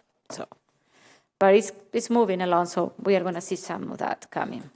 Okay, thank you, Jim. So then we go to move to the standing committee report, and we will start with Finance Committee. Anything else to add? Yes, one reminder, council proposed amendments to the budget are due this Thursday at 4 p.m. And if you are planning something, I recommend you reach out to Misty ASAP to let her know, get her in the loop, because the Thursday deadline should be a final version of the amendment. Thanks. Thank you. Personnel Committee? We have not met since our last meeting. Okay. Public Safety and Human Services? We had mainly routine stuff tonight, although I did want to let the council know that we approved a retail license for a smoke shop, which will be on... Where? It's on McKee Road. It's in the strip mall where Dubai, the Indian restaurant and the... Oh, really? And the subway, yeah. So, I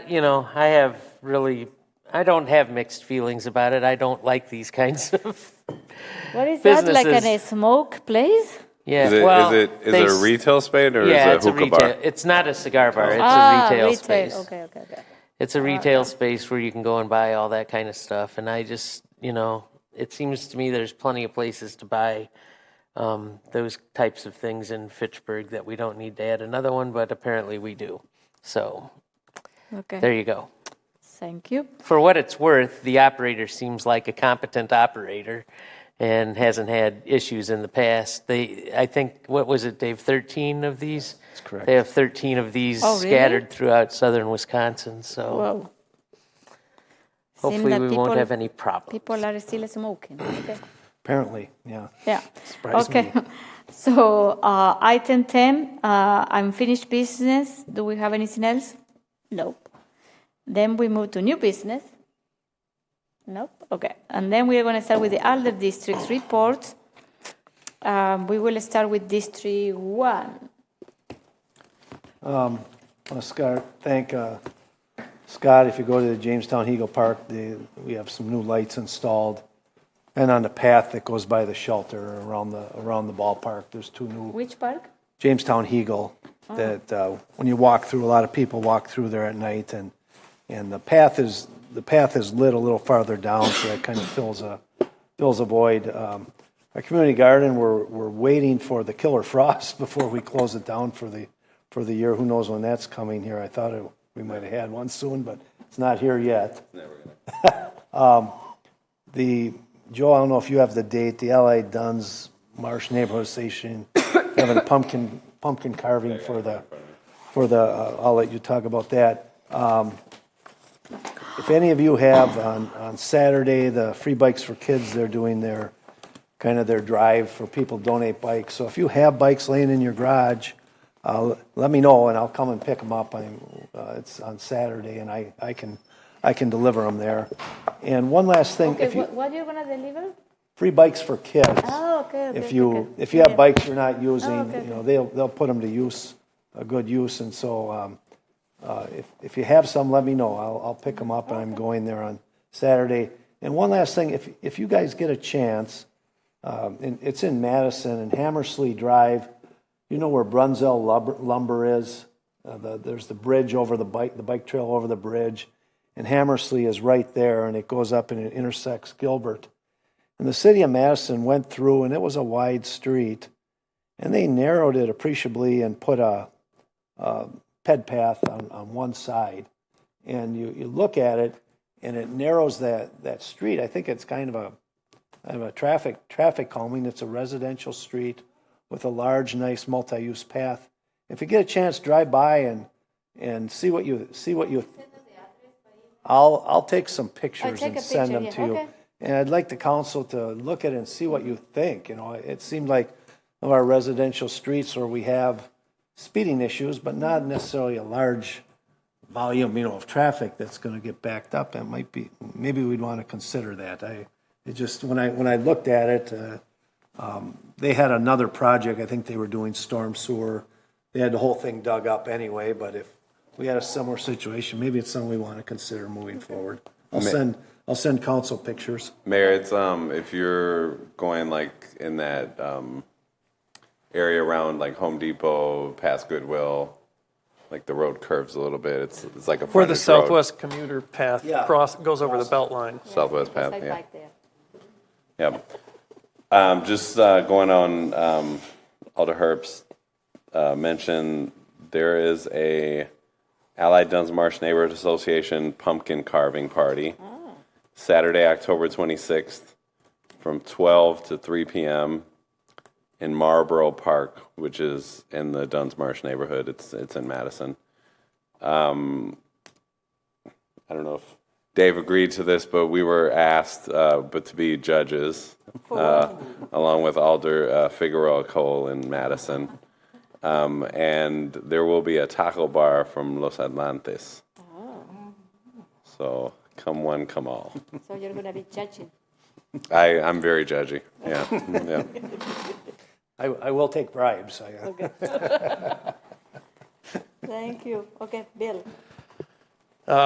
We all participated in the week without driving, I assume. Oh, yeah. Yes. Yeah. Okay. Just a show of hands here. Raise your hand if you made it the entire week without driving. Ooh, Gabriela. Bill. I had to take my kid to gymnastics. There was no bus route there. I had to drive to Milwaukee, so So did you check how long it would have taken to walk? I wouldn't have made my flight. Congratulations to you that made the Yeah, yeah. But I'm starting to ride the bus to work now because of the week. So thank you, Alder Jetzer. If they don't cancel your route. I'm on the D, so I'm Oh, you're in this, so you're safe. Just another shout out. Alder Gerhard and I attended the public information meeting for the referendum at City on a Hill, and I encourage the alders in districts 3 and 4 to do so when the meetings occur there. And as previously mentioned, I was also at the Bella Springs ribbon cutting. It was interesting. They had a couple of apartments available to tour. They had their smallest floor plan and their largest floor plan. So, and if you feel so inclined, I'm sure that Ned Hoyt would give you a tour if you wanted. That's it? Okay, thank you. I've got a long one this time. So just for people, the Madison referendum, because I know some of us are in the Madison School District, the referendum has 2 more information sessions. The next one is Tuesday, October 22nd at 6 p.m., and it's virtual. And then the one after that is Monday, October 28th at 4:30 p.m. at the Doyle Administration Building. You can find information online about that. Next, a couple of library updates. If you haven't been to the library recently, there is a giant skeleton on the second floor. Yeah. Mm-hmm. If you guys have seen those skeletons, so go check that out. It's pretty hilarious. And then the Friends of the Fitchburg Library are having a book sale. They're used book sales they do from time to time on October 17th through 19th, Thursday, Friday, Saturday. So go check that out if you want some well-priced books. The mayor and I both got a report from Groundswell Conservancy, and if you recall, last year or was it earlier this year? No. Last year. It was last year. We were able to get an ordinance update to allow them to drill a well on the Paisley Swan Creek Farm because Neighborhood Food Solutions operates there. Groundswell supports them, and they grow food, and they train young people to grow food. And it's a pretty cool little nonprofit in Fitchburg, and now they're able to use well water to grow that food, which is good for them. So they sent out their summer report and included that. They did the groundbreaking for that in the spring, and are very pleased with those results. So we were happy to see that. And then last, I just wanted to talk about my week without driving. Oh, okay. Yeah, so I did not change my schedule. I did my normal schedule, but had to make it work. And I used every form of transportation that I could have. I walked, I bicycled, I took the bus. I got rides from friends or my husband, and I did a ride share one time when I could not make it to a place in time on the bus. So I had to pay for a ride share because there was no other way to get to where I needed to go. But a couple of things that I learned, bus service in Fitchburg is functional for certain places. Like it's usable if you live in certain parts of the city. The tricky thing is that getting to certain locations is harder than others. I think getting to downtown Madison is generally fairly easy. Getting to the west side, depending on where you are on the west side, can be quite complicated. So it would take me anywhere from 45 minutes to an hour and 30 minutes to get to my office. And it takes me, I work on Odana Road at the Habitat for Humanity. So it takes me 15 minutes to drive, and it was taking me an hour, up to an hour and a half to get out there on the bus. Still nice that I could get there. And the 15-minute headways for a lot of those new routes meant that I rarely had to wait very long. And then I ruined the experience for myself by getting on the bus the wrong direction, I think at least twice. So that's a personal problem, but like, anyway, when you don't know the bus system, it can be confusing. And so, but I took the 75, I took the E, D, H, J, and the B. I took like almost every bus line that goes into Fitchburg at some point, except for the 65. And yeah, it was great. I mean, like I really enjoyed the experience. It was really interesting to learn. I think the potential changes that we're talking about would help immensely for moving people around the city to the places that they need to go. And like sometimes it takes a long time, but the fact that I could get to the west side on the bus without too much trouble is a good thing. And I think the more that we can do that and the more times that we can do that, because the 75, which I relied on a lot as a commuter route, so it doesn't exist for that long. Another note, it's the 75, the bus stop on McKee near Fitzrona does not have a sidewalk. You are let out literally on the grass. So that's a problem. I don't know how frequently people use that stop, but certainly it's an important stop. So that's not great. Also, the B-cycles that are in Fitchburg, they are placed great. They did a great job placing those. I used the one at City Hall. I used the one in McKee Farms Park. I used the one on, what is that park? Right near the Pick and Save, by the bus stop. On Hatchery Hill Park, right by where the bus stop is for the B, and the one on Traceway, which is also near one of the bus pickups. And they are just like really well positioned. And especially if you live near McKee Farms Park, that just reduces your travel time immensely by taking the B cycle. So anyway, kudos to the staff and the people that worked on that, because they did pick places. And having that in more locations in Fitchburg, I think would be great, because it truly is usable, and I hope more people take advantage of it. I certainly will be continuing to use it when I can. And I'm actually going to suggest them to include some places out on the west side, because there's some places that it would have been nice to have a B-cycle station.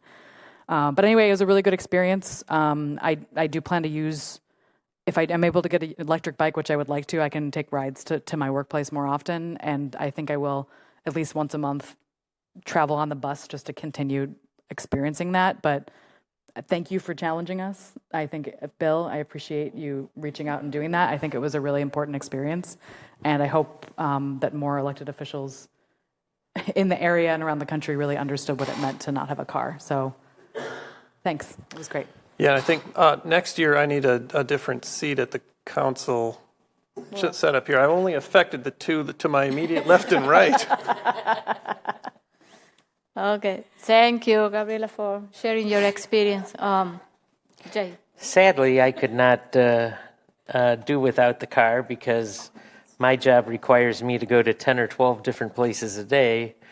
But I, I have places that are within walking distance where I can do most of the things that I need to do in a day. So I've been taking advantage of that. I did want to mention the Bella Springs ribbon cutting. I wasn't able to stay there till the actual ribbon was cut because I was working, but I was able to be there for a while, and it looks like a beautiful facility. But it's another one of these $2,000 a month apartment complexes, which we seem to be able to build endless numbers of them. But I don't know where people who can't pay that much. I mean, that's $24,000 a year in rent, and that's just a big bite. So hopefully, as we work through our housing program, we'll be able to come up with some different ideas. And I wanted to mention again, I sent an email out to you guys this morning because this stupid cancellation of bus routes is really causing hardships for at least residents in my district that live on Route 65. And I know that there have been cancellations on Route B and Route J.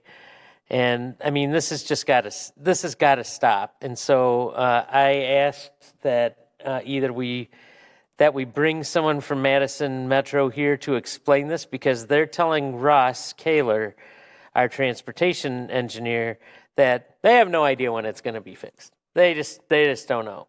They have no idea.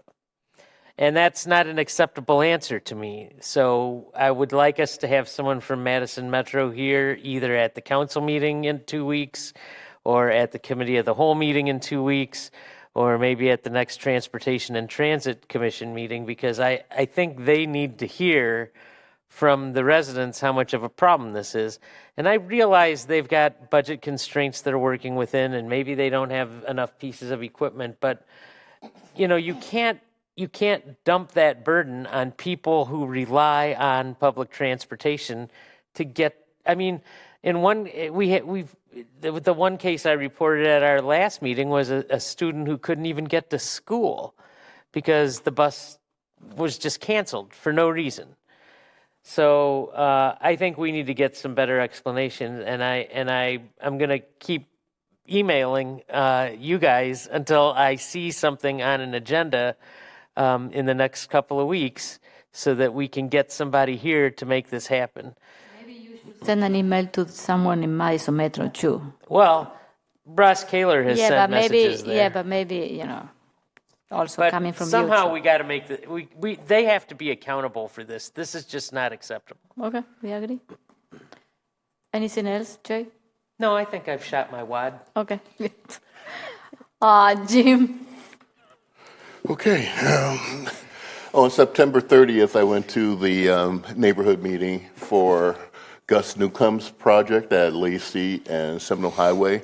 And it was kind of interesting. I mean, you could tell it was a generational divide. Okay. With the millennials, like high density, and, we want more amenities in the neighborhood. And some who said they bought their houses and didn't expect to have a 4-story building across the street from them. So, but it was pretty civil. So, and I've been getting a few emails, that people are pretty positive about it. Okay. I'm pretty sure that's probably the younger people. And as far as Madison Metro is concerned, it was on the website, the explanations of why, some of the things were canceled. But, I think that's one of the frustrations I have when you change systems, like not having the infrastructure to actually charge the buses on one, it's only on one side of town. I guess it's Hanson Road. So, buses, I guess, that serve this area got to go all the way to Hanson Road to recharge, because those newer buses have the, I guess they got they could charge with overhead lines. And I mean, I think that's something that, I'm agreeing with Jay. I mean, if you're going to put something out there, then you should have the infrastructure to support it, because people do count on the buses. But that's it. Thank you. Nicole? I wasn't able to join our last council meeting, so just a quick update. We had a Greenfield Neighborhood Steering Committee meeting on 9/19. I think it was really, really great, and I want to thank everybody who's on that steering committee, because I think there's a really good balance between advocacy and representation and forward thinking and respect. I think it's just it was a really positive outcome, and I want to thank Deanna and Brad as well for all the work that they've put into that effort.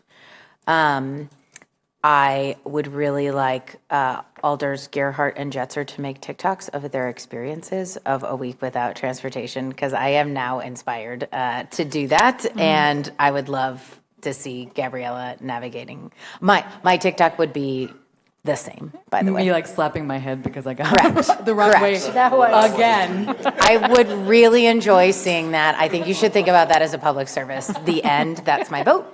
And the only other thing I did want to call out, I have received some additional complaints from neighbors about the grooved paving on Osmondson Road. And I probably share in a little bit of that frustration. I know it sounds like there were some things that weren't able to be revealed until that paving process started. But the groove street is pretty dangerous if you're like riding your bike down it. And to not be able, essentially, we're going to get through winter with it like that and not repaving until next spring. So just wanted to share that there's been a decent amount of updates. And then just a general community reminder as we get close to elections. Please be respectful of your neighbors and do not steal their political signs. As fun as it might seem in the moment, but we've had some really good neighborhood fodder and funniness in response to that. So, yeah, that's all from District 4. Thank you. Thank you, guys, for sharing. So the other thing that I forgot to mention that I have to do in announcement is that the In Business magazine had like a month ago, like the Madison Power 100. We have a couple of business owners from Fitchburg here, but also Mike Zimmerman was recognized as one of the 100 power people in Madison. In Dane County, okay? So I want to say, because of his, experience and also involvement here in the city, he has been working in the city since 95. He launched the City Economic Development Program. I didn't know that, but and also the city was able to put like an ad to congratulate him. So we have that ad here. So I want to say, Mike, thank you very much for your support, for all the things that you do for economic development, promoting our city. So, and I said, this is a well-deserved acknowledgement. So he didn't want us to share that, but, I have to do it. So, okay. So next Common Council meeting will be October 22nd.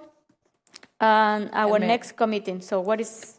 So next committee of the whole meeting is on October 23rd. This is meant to be dedicated to budget amendments. But what happens if we don't have a budget? I don't know. We'll have to see. There might not be that many this year. It's hard to say. But that meeting is typically reserved exclusively for budget amendment discussion. But regardless, I'm thinking about potentially moving the time for this one and maybe do it more frequently to 6 p.m. And that's not to mean the meetings go longer, but just to move it up. So that's not why. So don't worry. But just to start a little earlier, make sure we have a little, don't go as late. So if anyone has like a negative reaction to that, can you please let me know? And so that I can make a decision with Chad about what to do about that. But we can move it earlier. There's no reason it has to be at 7 by statute. So thinking about moving it earlier. There may be something in our ordinance that sets the time. We checked. Okay. Not for committee of the whole. Groovy. For council, yes. So but not do you for want to committee of move this permanently or only? Potentially. Okay. I don't know. I think it's worth. Okay. Did you say 6 or 6:30? 6. But there is no time we have to do it. So we could A/B test this thing. We could. Yeah. Potentially. A pilot. Okay. I So like if anyone, piloting. we have not made a final decision, but we want to make a final decision. If anyone has a problem with that, please let me know. ASAP. Okay. I need a motion to adjourn. So moved. Second. All those in favor of adjourning the meeting, say aye. Aye. Any opposed? The meeting is adjourned at 9:32. Good night, everyone.